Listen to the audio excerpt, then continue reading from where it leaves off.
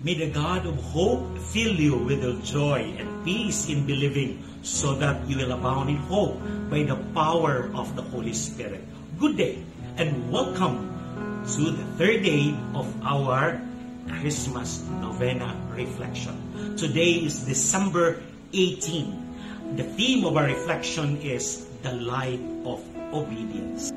Joseph is an exemplary example of obedience in the gospel. Are you obedient? Am I obedient? Is it easy to obey? Is it impossible to obey? What makes obedience difficult for you? Difficult for us? Do you want to bring light to your family, to your community, and to our country? Joseph has this suggestion for us. Be obedient. And here are the 3 L's, letter L of obedience. The first L is listening. Listening. Joseph listened to the word of God for him. To obey is to listen. The etymology of the word obedience is from the Latin word ab, the preposition ab, which means to, and audire.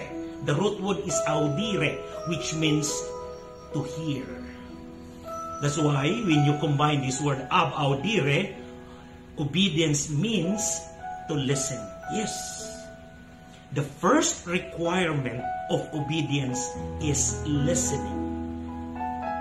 And the failure to obedience comes also from listening. And for us to listen, first we must need to be silent.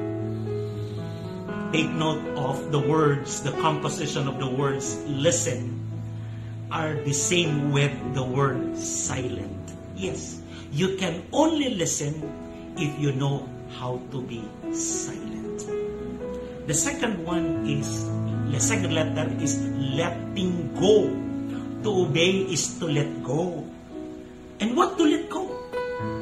To let go of our pride, of our arrogance, of our selfishness. We all know that the first sin of humanity, which is until now, this is our most favorite sin, is disobedience. Who is a disobedient person? A disobedient person is arrogant, full of pride, full of selfishness. Are you disobedient? Can you let go, beginning today, your pride, your arrogance, and selfishness? The third L is loving. To obey is to love. You know, the core foundation of obedience is love. You can never obey if you don't know how to love, if you don't love the person. We obey because primarily we are loved and we are capable to love. You know, disobedience is being unloving. In disobedience, we disown our nature as a loving person and we deny our capacity to love. This is the language of an obedient person. Your will be done, not mine. Amen. Do you want to give light this Christmas?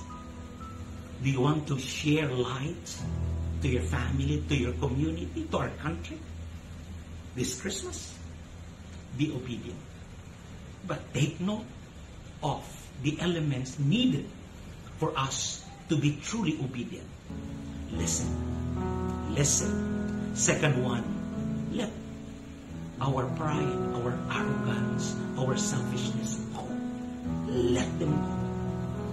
And third is love. Let us pray.